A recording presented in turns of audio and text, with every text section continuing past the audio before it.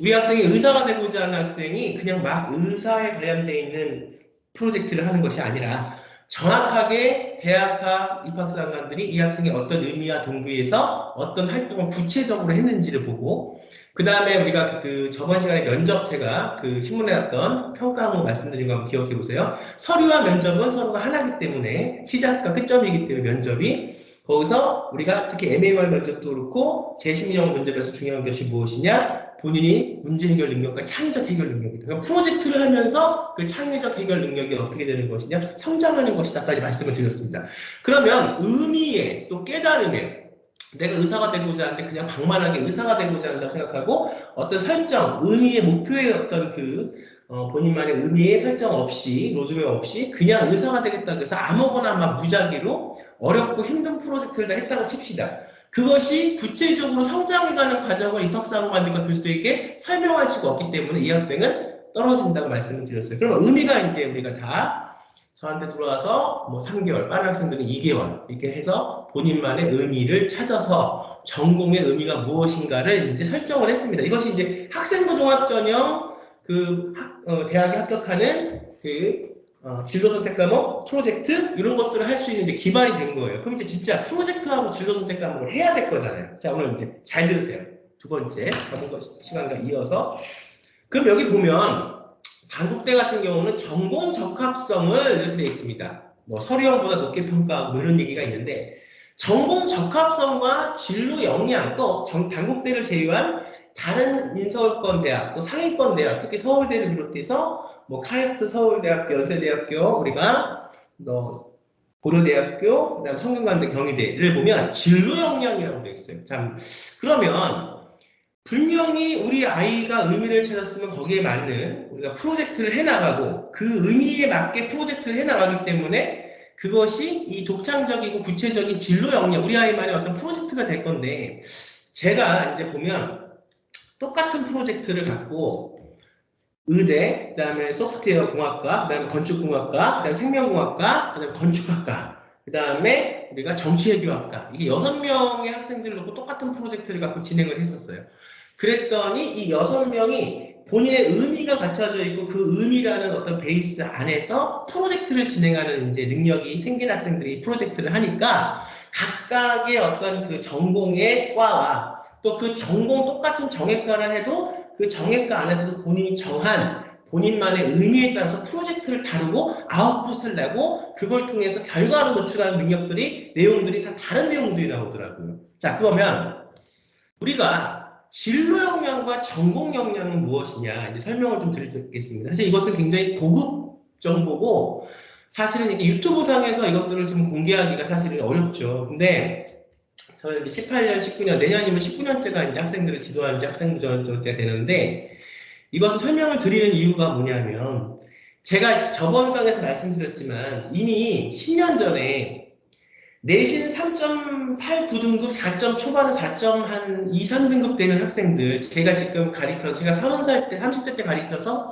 지금 30세 한 초반, 중반이 된 우리 이제 제자들 지금 직장도 가고 결혼도 하고 했는데 그때 이 제자들이 선생님이 3점대 후반, 4점대 초반, 중반이라고 해서 뭐 경희대학교, 성균관대학교 못 쓴다고 해서 내신 때문에 이 학생이 어떤 프로젝트라고 어떤 학생부종합병원 준비를 하는지를 알지도 못하면 선생님들이 그래서 맨날 울면서 저한테 와서 이 선생님하고 싸우면서 했던 그 학생들이 그걸 이기고 프로젝트를 해서 3점대 후반, 4점대 초반, 중반까지도 경희대 성균관대를 갔던 우리 이제 30대 제자들을 생각해보면 정말 이 중요한 내용을 설명을 안 들을 수가 없어서 설명을 드리는 겁니다. 사실은 제 노하우 중에서도 이런 부분들은 유튜브를 통해서 그렇게 다 설명하기가 저도 힘들지만 그 제자들을 생각하면서 꼭 필요한 분들 이번 연도에 학생부 종합전형으로 또 내년 후년에 준비해서 꼭 대학을 가야 하는 우리 학생들 또 학부모님들을 위해 설명드리겠습니다. 자, 전공적합성이라는 것은 무엇이냐면 전공적합성을 먼저 보는 대학들이 있습니다. 아직도 많지는 않지만 자, 진로 역량으로 바뀐 그 단어의 의미들이 더 크죠. 근데 하여튼 전공적합성을 보는 학교들이 이번에도 있기 때문에 전공적합성은 이거예요. 자, 저번에 강의했던 거랑 같이 연관지어 생각해 보세요. 의사가 되겠다라고 이제 시작을 이미 해놓고 그 시점부터 본인의 프로젝트를 해나가는 이것을 생계부와 생계부 대체서식이 그리는 것이 뭐냐? 전공 적합성입니다. 그러면 진로 역량이라는 게 뭐냐? 카이스트 서울대, 뭐 우리가 지금 연세대학교, 성대, 경희대 다 전공 역량이라고 부르는 진로 역량. 진로 역량은 이거예요. 내가 의사가 되겠다고 생각한 학생이 어떤 의미에서 내가 소아들의 ADHD나 우울증을 예방하는 예방의학 신경정신과 의사가 되겠다. 이렇게 생각을 했다면 이 학생이 처음에 의사가 되겠다서부터 생계부에 대한 프로젝트나 세특이나 이런 내용들을 채워나가는 것이 아니고 내가 예방의학하는 여기서 중요한 게 뭐냐? 신경정신과 의사가 중요한 게 아니라 첫 번째는 예방의학하는 의사가 되겠다. 왜? 우리나라는 아직 예방의학 부분이 크게 발전되어 있지 못합니다. 왜? 몸이 아파야. 어디가 하나 아파야 병원을 찾고 그때서야 치유가 시작하기 때문에. 근데 선진국에서는 사실 가장 큰 완치는 예방의학이라고 그러거든요. 지금 서서히 우리 국내도 예방의학의 어떤 그 시선들이 예방의학 쪽으로 이제 선진국처럼 돼가고 있는 그런 추세인데 내가 왜 예방의학의 중요성을 알고 거기서부터 시작이 되는 거예요. 그 다음에 예방의학의 중요성을 아는데 특히나 소아들의 신경정신과 우울증 같은 소견을 갖고 이것이 어른이 됐을 때 이 사람들이 계속 그 우울증과 그 ADHD나 이런 것들을 알면서 왜냐하면 어른이 돼서 이제 그 발견이 되면은 쉽게 신경정신의학적인 부분에서는 완치가 되기 힘들기 때문에 이런 부분도 조금 더 중요한 게 뭐냐? 내가 의사로서의 정말 환자를 생각했을 때 조금 더 어렸을 때 일찍 발견하고 어렸을 때 일찍 케어해서 예방할 수 있는 방법을 찾아서 한 사람이, 한 인간이, 우리 인류가, 한 사람이, 한 환자가 평생 어린에서까지 그 아픔을 갖고 병을 갖고 살아가는 것이 아니라 빨리 의학적으로도 그렇지만 어떤 체계적으로, 의료 체계적으로도 어린 나이에 ADHD나 우울증을 빨리 발견할 수 있는 시스템을 내가 만들어서 그걸 갖고 내가 의사로서의 사람들에게 도움이 될 수 있는 의사가 되면 이렇게 생각하는 거죠. 이거를 찾을게까지가 진로 역량. 진로 역량은 전공 적합성과 다른 부분이 여기서부터 시작이 되는 거예요. 서류에 대한 구체적인 내용들이. 생활기록부도 그렇고 생기부, 우리 해외고 검정고시 대안학교 국제학교 학생들의 생기부 대체서식도 그렇습니다.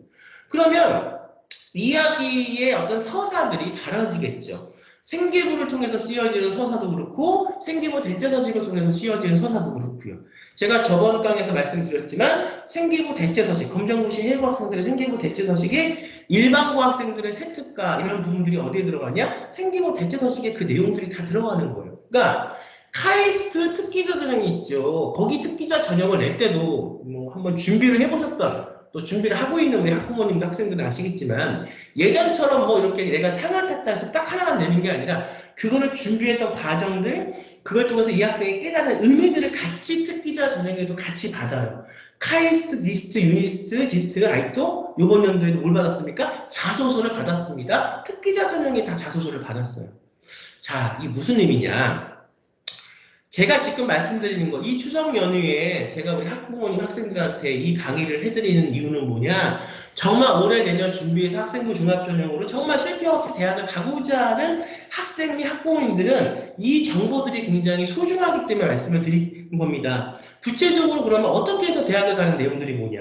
제가 작년, 재작년까지는 학생부 미기재 항목들이 점점 그것들이 바뀌기 때문에 그것을 우리가 미기재 항목을 안 쓰면서도 어떻게 하면 우리 학생들이 수상을 했어도 수상 실적을 안 내면서도 어떻게 하면 활동 기록표 증빙 서류를 우리가 다시 치환시키고 다시 만들어서 그걸 갖고 검정고시 대안학교 학생들, 해외 학생들이 어떻게 증빙을 받는지 이런 기술적인 것도 검정고시 학생들 같은 경우는 우리가 고교학점 대시라고 말씀을 드렸잖아요. 제가 시간이 된다면 지금 이 강의도 제가 수업 들어가기 20분 남겨놓고 이걸 찍는 거거든요.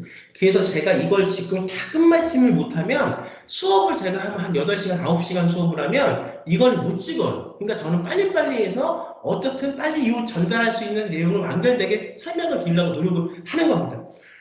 제가 이제 보면 우리 학생들이 그 생계부 대체서식이나 생계부에 들어갈 수 있는 내용 중에서 검정고시 학생들은 교과학점들처럼 여러 가지 과목들을 들을 수가 없잖아요. 그럼 형평성에 어긋나니까 우리 검정고시 학생들은 나라에서 인정을 받은 뭐예요? 어떤 거?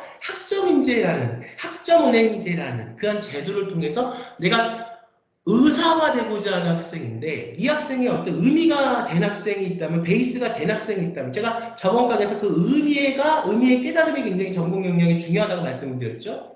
의사가 되고자 하는 학생이 이 학생은 법의학 학자가 되고자 법의학 의사가 되고자 하는 학생이에요. 그럼 이 학생은 검정고시 학생인데 진로 역량에서 우리가 진로 선택 과목을 일반 학생들처럼 들을 수가 없으니까 이 학생은 어떻게 한다? 학점은행제라는 그 교과의 선택에 다양한 왜냐하면 학점은행제라는 그 교과는 나라에서 인정한 공식 기관이니까 그게 뭐 우리가 비인가 기관에서 학점을 주는 게 아니잖아요. 학점은 다 나라에서 인정한 데가 주는 거지.